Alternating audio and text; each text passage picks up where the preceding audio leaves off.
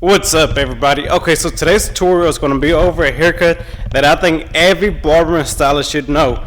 In my opinion, I think this is the most important haircut that everybody should know, strictly because it's a haircut that you'll be doing on a day-to-day basis. I know you probably seen on Instagram that all these ball fades, all these designs, but in reality, the haircuts that helped me build up my clientele were the easiest ones they are. And I'm talking about the number 2 all the way around on the side with the comb over.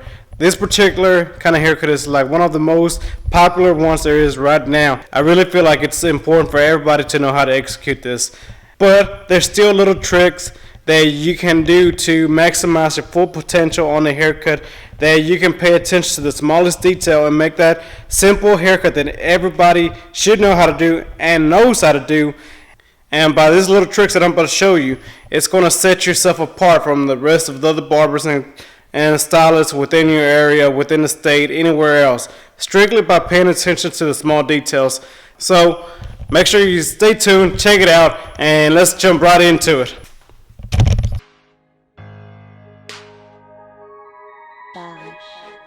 Okay, so let's kick this thing off. Like I said, my client asked for a number 2 haircut all the way around, and even though he asked for a number 2 haircut, we're going to end up fading down with a 1.5 and number 1 guard. And as you can see already with the number 2 guard going around his head, there's a lot of darker spots being left behind. And the reason why there's darker spots being left behind is because not everybody's head is just nice, round, and smooth. A lot of people have indentions in their head, and some more than others. And his head really isn't that bad, but it still has a few indentions where we're going to have to go back and correct in. And as you can see, I'm pointing out the sideburn and the nape area, and that's usually where the hair is more dense, so it tends to be darker. And I always like to taper it down a little bit. Now notice how I'm going in with my 1.5 guard. I'm not going with anything shorter than that, strictly because I want to give it the illusion that it's still a number 2 all the way around. If I were to use a lower guard on this part, then the haircut would be thrown off. That would throw away the balance throughout the haircut, and what we wanted to have, we wanted that consistency all the way around the haircut. Also, I want you to notice how I'm using the corner of my blade to attack the darker areas. You want to be sure to use a corner of your blade, because if you use a whole blade, then you're going to end up removing some of the hair from a lighter area that doesn't need to be removed. So you got to be very careful whenever you're pinpointing and just trying to take out darker areas. As you can see here, I'm combing the hair back down, and the middle of his nape area is lighter, so using my corner of a blade allows me to take out the darkness around the middle area without going into it. So already you can see that just by taking out those few extra dark spots, the fade looks a whole lot smoother, and it still gives that illusion that it's a number 2 guard all the way around his head. Okay, so on the sideburn area, I'm starting off with my 1.5 guard just to see how much of the hair will come off. And it's actually not really taking any of the hair off or taking the darkness out, so I am going to be lowering the guard down. And you always want to start with a higher guard on it, so just in case you don't want to take off too much hair, you can always go down lower in size. And that's exactly what I did in this area. I tried the 1.5, didn't work, so I went back down with my number 1 guard. And as you can see, that really lightened it up. I did have to go lower, but it still worked because his hair is so dense in this area. As you can see, the number 2 guard didn't even clean it up in the previous swipe on this side. So with the number 1, it really cleans it up, and it gives it an illusion that it's all around even haircut. And that's pretty much what haircutting is all about. It's about understanding the shadows and the contrast and being able to notice those different shadows. The best way I can explain this is like for all my ladies out there, if you do makeup, then you understand that whenever you contour somebody's face, then you're trying to place the shadows in the correct place to where their face looks slimmer. And that's the same thing you want to do when you're fading. You want to be sure to place the shadows in the correct place to give them the fade that they want and to be able to contour the fade to their head shape. Whenever it comes to lining up their neck and sideburn areas, this is one of the most important parts. Like any other haircut tutorial that I give, I can't stress enough how important this part is. This is what makes or breaks a haircut.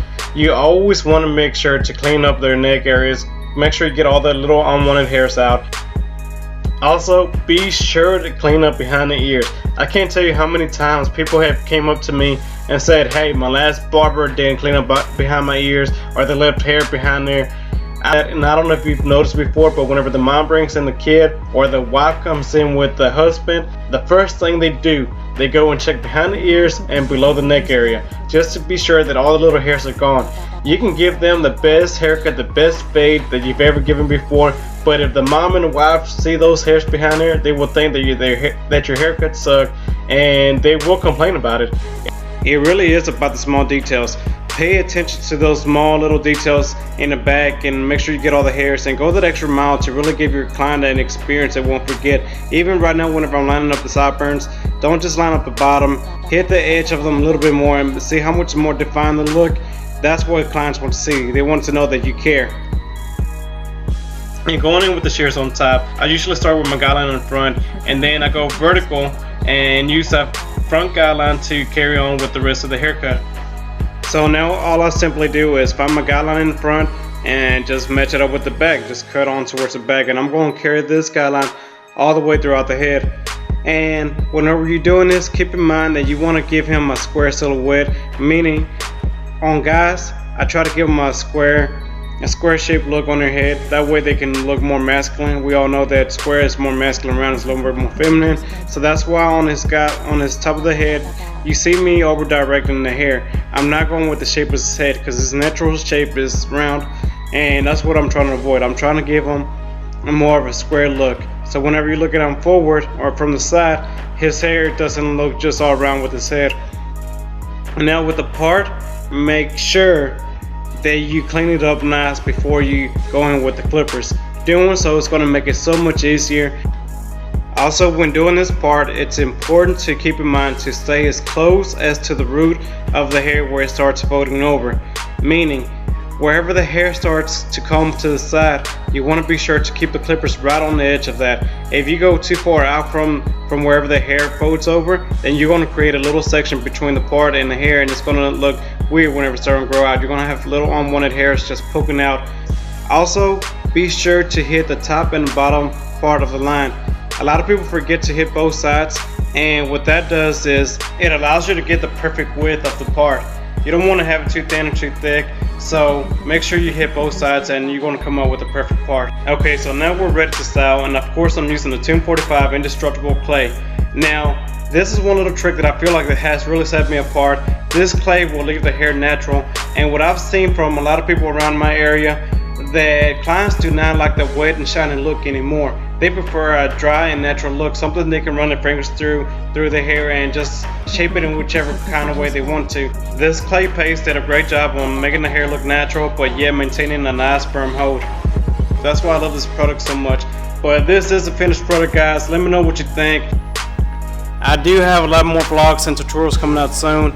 I built up a decent sized clientele in a little less than a year, and I want to be able to help any barber and stylist out there that are trying to do so, and I don't want anybody getting discouraged if they haven't done so yet. It takes a lot of hard work and dedication, but it's really not as hard as people put it out to be.